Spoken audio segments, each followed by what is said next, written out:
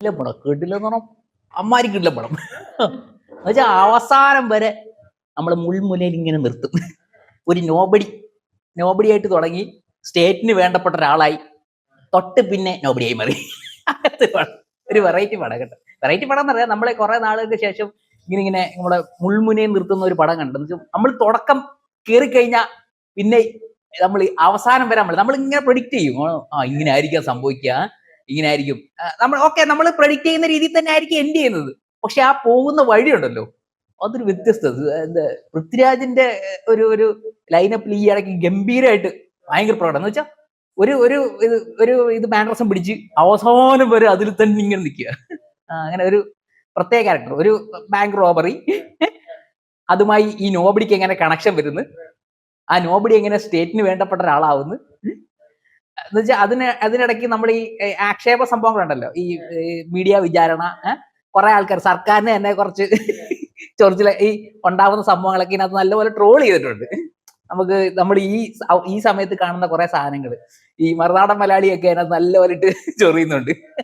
അത് വേറെ പേരിലൊക്കെ വെച്ചിട്ട് എന്ന് വെച്ചാൽ ഒരാള് നമ്മൾ ഈ വിക്ടിം ആയ ഒരാളെ ഒരു കള്ളനാക്കി മാറ്റുക.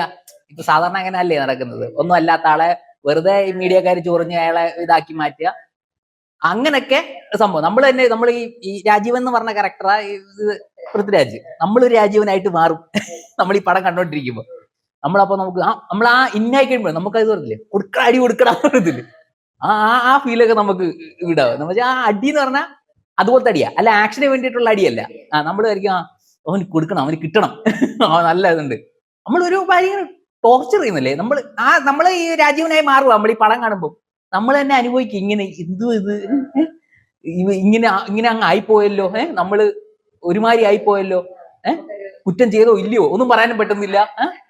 നമ്മളിങ്ങനെ അവസാനം വരെ ഇങ്ങനെ ഇരുന്ന് അന്നാ ഉഗ്രനൊരു പണിയും കൊടുത്ത് ഒരു പണി തിരിച്ചും കിട്ടി.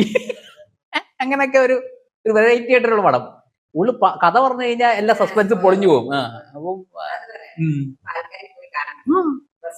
മസ്റ്റ് വാച്ച് തിയേറ്ററിൽ തന്നെ കാണണം. BGM ഒക്കെ ജെക്സ് ബിജു അടിച്ച് കളിക്കിട്ടുണ്ട്. എന്ന് വെച്ചാൽ എടുത്തു പറയാൻ അങ്ങനെ BGM ഒന്നും ഇല്ല, പക്ഷെ നമുക്കിങ്ങനെ ഈ കഥയുടെ കൂട്ടത്തിൽ പോകുന്നോടൊക്കെ നമുക്ക് അതിനെ അങ്ങ് എൻഗേജ് ആയിക്കോളൂ. പക്ഷെ മറ്റേതൊക്കെ സ്റ്റണ്ടിന് വേണ്ടിയിട്ടുള്ള BGM എന്നൊക്കെ പറയത്തില്ലേ, അതിന് പ്രത്യേകം നമുക്ക് എടുത്തു പറയാം. ഇതിപ്പോ അങ്ങനെ എടുത്തു പറയാനൊന്നുമില്ല. പക്ഷെ കഥയുടെ ഇങ്ങനെ പോക്കിനനുസരിച്ച് ഒരു സാധാരണ ഒരു ഫാമിലി, 2 പെൺമക്കള്, പാർവതി, ഇരുപത്ത് അമ്മ, ഇവൻ അച്ഛൻ, അവരുടെ ജീവിതത്തിൽ കുറച്ച് പ്രശ്നങ്ങളുണ്ട്. അതൊന്നും ഈ പോകുന്ന വഴി ഇതെല്ലാം കാണിക്കുന്നത് എല്ലാം ഇങ്ങനെ നമ്മൾ പൃഥ്വിരാജ് പറഞ്ഞു ഇത് തുടങ്ങുമ്പോൾ തന്നെ നിങ്ങൾ ഞെട്ടുമെന്നായിരുന്നു. അസത്യം പറഞ്ഞു ഞെട്ടി. ഇതിലെ ഈ നിസാം ബഷീർ അല്ലേ, കട്ടിവള മാലാഹ, റോഷാക്ക് തന്നെ നമ്മൾ തിയേറ്ററിൽ ഭയങ്കര അനുഭവമായിരുന്നു. റോഷാക്കിനകത്ത് ആ കാർ ചേസ് ഉണ്ടല്ലോ, മമ്മൂട്ടി വണ്ടിയിൽ പറഞ്ഞു, അതിന്റെയൊക്കെ ഒരു വലിയ എക്സ്ട്രീം വെർഷൻ ഇന്നത് കാണിക്കുന്നുണ്ട്. കാർ ചേസ് അത് ഭയങ്കരമായിട്ട് ഉപയോഗിച്ചിട്ടുണ്ട്. കാർ ചേസിൽ ഭയങ്കര ആക്സിഡന്റും ഒക്കെ ഫസ്റ്റ് ഷോട്ടിൽ തന്നെ നമ്മൾ ഒരു ആദ്യത്തെ ഒരു ഇതുണ്ട് സീൻ, ആ ഒരു സീനിന്റെ എൻഡിൽ തന്നെ നമ്മൾ ഞെട്ടും. അവിടുന്ന് നമ്മളിങ്ങനെ തുടങ്ങുന്നത്. പിന്നെ നമ്മളിങ്ങനെ എൻഗേജ് ആയി. ഇനി എന്തായിരിക്കും അടുത്തത്, ഈ രാജീവന്റെ ജീവിതത്തിൽ എന്തായിരിക്കും നടക്കുക. ശരിക്കും നമ്മൾ കണ്ടു കഴിഞ്ഞാൽ ഇങ്ങനെയൊക്കെ ഇങ്ങനെ വന്നാൽ ഇങ്ങനെ ചെയ്യാൻ പറ്റത്തുള്ളൂ. നമ്മളും ഇങ്ങനെ ആയിരിക്കും, ഇങ്ങനെ തന്നെ ചെയ്യണം. ആ ഒരു ലൈനിലോട്ട് പോകുന്നുണ്ട് പടം. എന്നിട്ട് അവസാനം എന്റെ എന്താന്ന് നമുക്ക് മനസ്സിലാവും. എന്നിട്ട് നമ്മൾ അവിടെ ഇരിക്കുന്നുള്ളൂ. സാധാരണ നമ്മൾ എന്റെ എറിയി കാണിക്കുമ്പോൾ ചാടി ഇറങ്ങി പോകത്തില്ലേ, പക്ഷെ നമ്മൾ എന്റെ കഴിഞ്ഞിട്ട് കുറച്ചു നേരം ഇങ്ങനെ ഇരുന്ന് ഇനി എന്തെങ്കിലും ഉണ്ടോ അറിയാം, ഇനി എന്തെങ്കിലും കാണിക്കുന്നുണ്ടോ എന്ന് അറിയാൻ വേണ്ടിയിട്ട് ഇങ്ങനെ ഒരു ആകാംക്ഷയോടെ നമ്മൾ ഇരിക്കും. നല്ല രസമുണ്ട്. ഭയങ്കര പൃഥ്വിരാജ് ഈ ഖലീഫ വരുന്നതിന് മുമ്പ്, അവിടെ തന്നെ ഖലീഫ വരുന്നുണ്ടല്ലോ, അതിന് മുമ്പ് ഒരു ടെസ്റ്റ് ഡോസ് കൊടുത്ത ആക്ഷനൊക്കെ വേറെ മൊഹവാ. ഇതിനകത്ത് ഇച്ചിരി കൂടെ മീശയൊക്കെ ഉള്ള ഒരു ഫാമിലി മാൻ. വീട്ടിൽ അവരുടെ ജീവിതത്തിൽ എങ്ങനെ മാറ്റം എല്ലാം ഉണ്ട് ഇതിനകത്ത്. അയാളൊരു ഷോർട്ട് ടെമ്പേർഡ് പോലത്തെ ഒരു മനുഷ്യനാ ഈ പൃഥ്വിരാജ് ഒന്ന് പറഞ്ഞാൽ. പക്ഷെ അങ്ങനെ ജീവിതത്തിൽ അങ്ങനത്തെ സംഭവം അങ്ങനെ ആയി മാറാനുള്ള ഒരു സാഹചര്യം ഉണ്ട്, വേണമെങ്കിൽ അങ്ങനെ ചിന്തിക്കാം നമുക്ക്. അയാൾ അങ്ങനെ ഈ അടി ഉണ്ടാക്കുന്നു. ഇപ്പൊ നമ്മൾ ട്രെയിലറിൽ കണ്ടിട്ടില്ലേ, എല്ലാവരുമായിട്ട് അടി ഉണ്ടാക്കുന്നത്. എന്താ സാഹചര്യം നമ്മൾ സിനിമ കാണുമ്പോഴേ മനസ്സിലുള്ള എന്തിനാ അടി ഉണ്ടാക്കുന്നതെന്ന്. അയാൾ ഷോർട്ട് ടെമ്പേർഡാ, ഭയങ്കരമായിട്ട് അടി ഉണ്ടാക്കും. പിന്നെ ഈ ഫാമിലിയിലുള്ള ഇഷ്യൂ, പിന്നെ ഈ ഇതിന്റെ വെളിയിൽ നടക്കുന്ന പല പ്രോബ്ലംസ്. അങ്ങനെ ഒരു സർക്കാർ ഉദ്യോഗസ്ഥൻ, ഒരു സാധാരണ സർക്കാർ ഉദ്യോഗസ്ഥൻ, ഒരു നോബഡി. ആ നോബഡി എങ്ങനെ സ്റ്റേറ്റിന് വേണ്ടപ്പെട്ട ഒരാളാവും, തൊട്ട് പിന്നാലെ നോബഡി ആയി മാറും എന്നുള്ളത്. അത് ഭയങ്കര പറ്റാ. ക്ലൈമാക്സിൽ അത് ഭയങ്കര രസമായിട്ട് അത് ചെയ്തിട്ടുണ്ട്. അത് ഈ ഇപ്പോഴത്തെ ഒരു ഇത് വരുന്നുണ്ട്, സോഷ്യൽ ഇത് ഉണ്ടല്ലോ. ഇപ്പൊ ഒരാളെ ചർച്ച ചെയ്യും, നമ്മളിപ്പോ ന്യൂസ് കാണുന്നില്ല, ഇന്നൊരു ഭയങ്കര ചർച്ച നടക്കുന്നു, തൊട്ടപ്പുറത്ത് ന്യൂസ് വരുമ്പോഴത്തേക്ക് ഇയാളെ മറന്നു, ഇയാളൊന്നും അല്ലാതായി മാറി, അടുത്ത ആളുടെ പുറകെ പോയി. അതെങ്ങനെ സംഭവിക്കും എന്നുള്ളത് അതിനത് കാണിച്ചു തരുന്നുണ്ട്. പിന്നെ ഈ ഒരു മീഡിയ വിചാരണ എത്രമാത്രം ഒരു മനുഷ്യനെ ഹട്ട് ചെയ്യുന്നുള്ളതിന്റെ ഒരു എക്സ്ട്രീം വെർഷൻ അത് കാണിക്കുന്നുണ്ട്. അത് ഒരു വേറെ ലെവലാട്ടോ. ഈ നമ്മൾ കാണാത്ത രീതിയിലുള്ള ഒരു നമുക്കൊക്കെ അറിയാം സംഭവം ഇങ്ങനെയൊക്കെ ആയിരിക്കും. ഈ നോർത്ത് ഇന്ത്യയിൽ ഇതുപോലത്തെ ഒത്തിരി സാധനങ്ങൾ വന്നിട്ടുണ്ട്, നമ്മൾ കണ്ടിട്ടുണ്ട്. നോർത്ത് ഇന്ത്യയിൽ തമിഴിലും ഒക്കെ വന്നിട്ടുണ്ട്, മലയാളത്തിൽ തന്നെ ഉണ്ട്.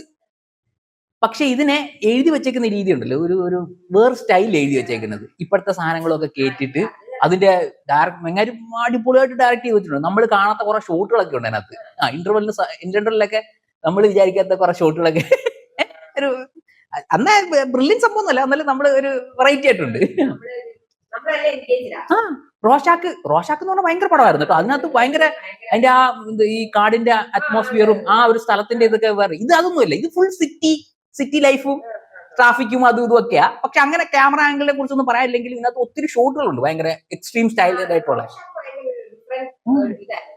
ടച്ചായിരുന്നു, അതൊരു വേറെ വെറൈറ്റി ആയിരുന്നു. നമ്മൾ കാണാത്ത ഒരു തലമായിരുന്നു. എത്ര വലിയൊരു റിവഞ്ച്, ആ റിവഞ്ച് ഏത് ലെവലിൽ പോകുന്നുള്ളതാണ്.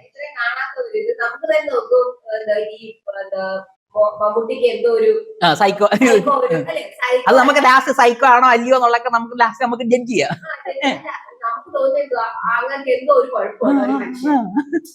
അതെ അതെ.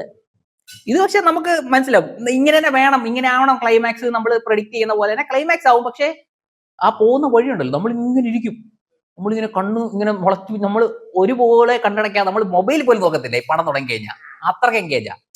എനിക്ക് അങ്ങനെ വർക്കൗട്ട് ആയത്. ബാക്കിയുള്ളത് എങ്ങനെയാണെന്ന് ഒരു പ്രശ്നമില്ലായിരുന്നു. ബാക്കിയുള്ളവരെ കണ്ടിട്ടും എനിക്ക് ഒരു തോന്നിയില്ല. എന്ന് വെച്ചാൽ അത്രയ്ക്ക് എൻഗേജ് ആയിരുന്നു പടം. തുടക്കം മുതൽ അവസാനം ക്ലൈമാക്സ് എഴുതി കാണിക്കുന്നവരെ നമ്മൾ മുന്നിൽ തന്നെ നിൽക്കും. ഇനി എന്തെങ്കിലും ഉണ്ടോ, ഇനി എന്തെങ്കിലും ഉണ്ടോ. നമ്മളിപ്പോ ചില ഈ അവസാനമൊക്കെ ഈ ജോർജ് കുട്ടിയെ പോലെ എന്തെങ്കിലുമൊക്കെ ട്വിസ്റ്റ് കൊണ്ടുവരും അവിടെ ചിന്തിക്കുക അല്ലെ. നമുക്ക് അങ്ങനെ തോന്നും, അങ്ങനെ ഒരു ട്വിസ്റ്റ് കൊണ്ടുവന്നാലോ എന്ന് വരെ തോന്നിപ്പോകും. പക്ഷെ അങ്ങനല്ല, നമ്മൾ ഹാപ്പി എന്ന് പറഞ്ഞാൽ നമ്മളെ ഈ ക്ലൈമാക്സ് നമ്മളെ അടിപൊളിയാ ഗുഡ് അല്ല കിടിലപ്പടം ഇതാണ് വേണ്ടത് എന്ന് പറഞ്ഞാൽ നമ്മൾ പറയത്തില്ലേ, ആ ഒരു ലെവലിൽ കണ്ടു നിർത്തിയിട്ടുണ്ട്. ഗംഭീര പടം, ഫസ്റ്റ് വാച്ച് തിയേറ്ററിൽ തന്നെ കാണേണ്ട സാധനം.